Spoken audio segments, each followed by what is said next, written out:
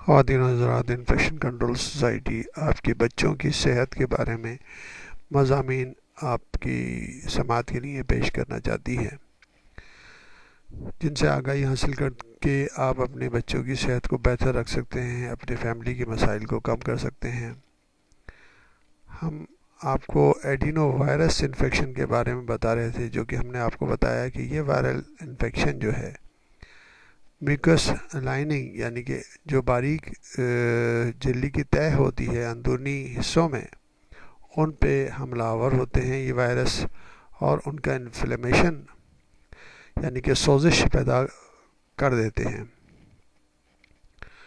اب ہم مزید معلومات آپ کو دینا چاہیں گے ایڈینو وائرس انفیکشن کی کہ گیسٹرو انٹرائٹس یعنی کہ یہ وائرل انفیکشن جو ہے نظام ہضم کے جو اندرونی تہہ ہوتی ہے، اندرونی تہہ یعنی کہ جھلی ہوتی ہے، میوکس میمبرین ہوتی ہے، اس کے اوپر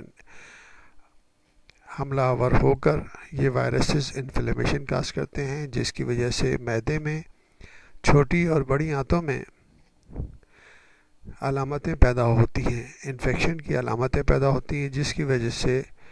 پانی جیسے دستوں کی بیماری، الٹی، سر میں درد، بخار اور پیٹ میں سخت درد کی شکایت پیدا ہوتی ہے۔ یورینری ٹریکٹ انفیکشن یعنی کہ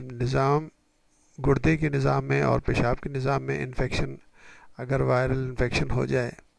تو اس کی وجہ سے بار بار پیشاب کا آنا، پیشاب میں جلن، درد اور بعض دفعہ خون پیشاب میں آنے کی شکایت ہوتی ہے۔ ایڈینو وائرس انفیکشن جو ہے اگر آنکھوں پہ حملہ کریں، اور ایڈینو وائرس آنکھوں کی لیئر جو میوکس میمبرین ہوتی ہے، جس کو کنجکٹیوا کہتے ہیں، جو کہ سفید حصہ آنکھ کا نظر آتا ہے، وہ ایک تہہ ہوتی ہے، جس کو ایک باریک سی تہہ ہوتی ہے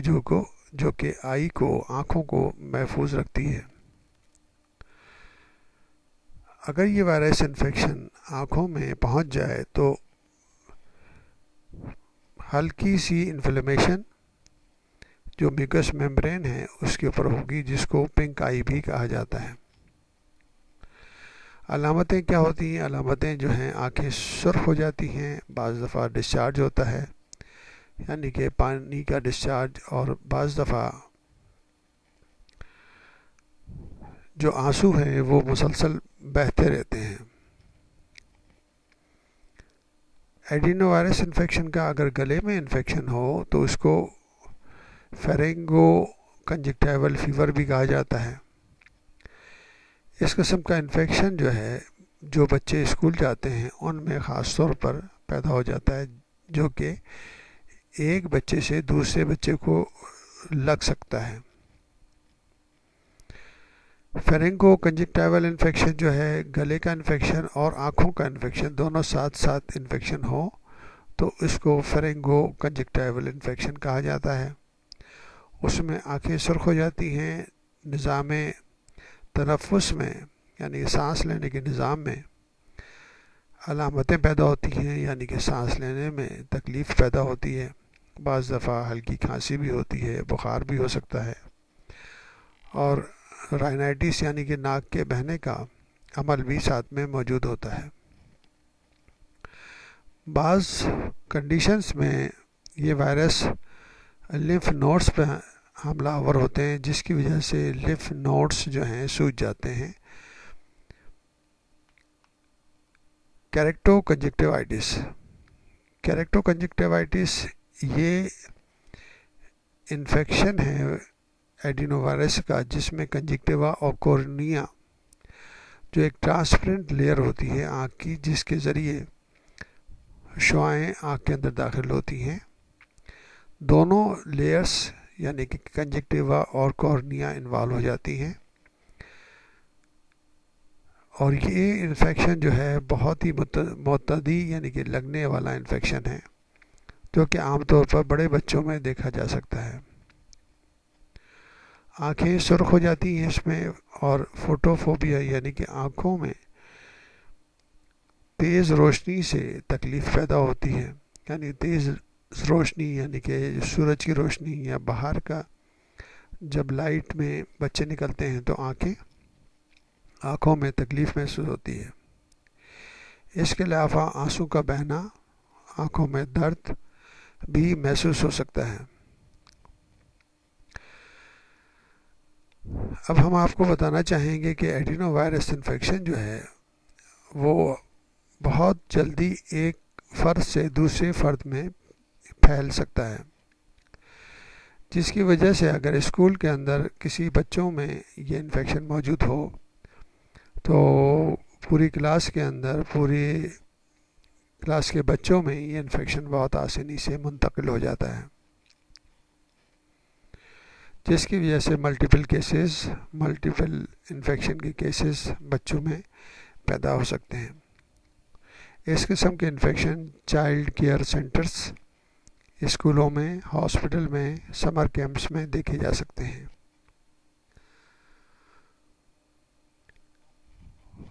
کون سی ٹائپس ہیں جو ایڈینو وائرس کی جو کہ نظام تنفس اور نظام ہاضمہ میں انفیکشن کاز کرتی ہیں، اور وہ انفیکشن جو ہیں ایک فرد سے دوسرے فرد کو آسانی سے کھانسی سے یا